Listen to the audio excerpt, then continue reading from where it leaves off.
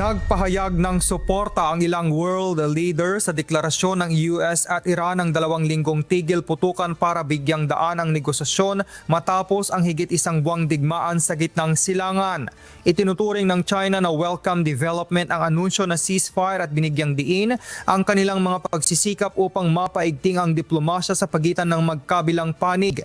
Naniniwala rin ang Russia na hindi magiging susi ang agresyon para sa anumang panig kaya ginigiit din ito ang diplomatikong negosasyon bilang solusyon sa pangmatagalang kapayapaan. Nanawagan din ang United Nations sa lahat ng panig na irespeto ang tigil putukan upang maprotektahan ang mga sibilyan at maiwasan ang karagdagang pagdurusa. Sa panig ng European Union, inilarawan nito ang ceasefire bilang isang mahalagang hakbang para sa de-escalation at nanawagan ng tuloy-tuloy na pagsunod sa mga kondisyon nito. Para naman sa Pangulo ng Spain na si President Pedro Sanchez, bagamat magandang balita ang tigil putukan, hindi dapat kalimutan ang mga nasawi at nasirang buhay dahil sa digmaan. Iginiit naman ng India ang kahalagahan ng malayang pagdaloy ng kalakal at enerhiya lalo na sa Strait of Hormuz na may malaking papel sa global economy. Sa France, inilarawan ni President Emmanuel Macron ang ceasefire bilang napakagandang balita at inaasahang magbubukas ito ng daan para sa mga negosasyon.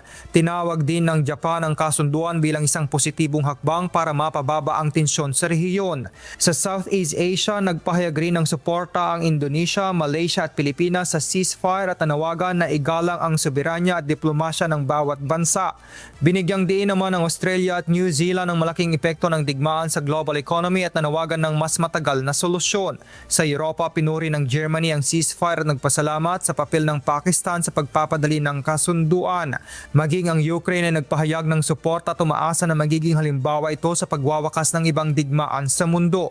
Kasunod naman ng ceasefire ng katakdang bumisita si United Kingdom Prime Minister Keir Starmer sa mga bansa sa Gulf region para talakayan ang iba't ibang diplomatic efforts para sa pangmatagalang kapayapaan sa rehiyon.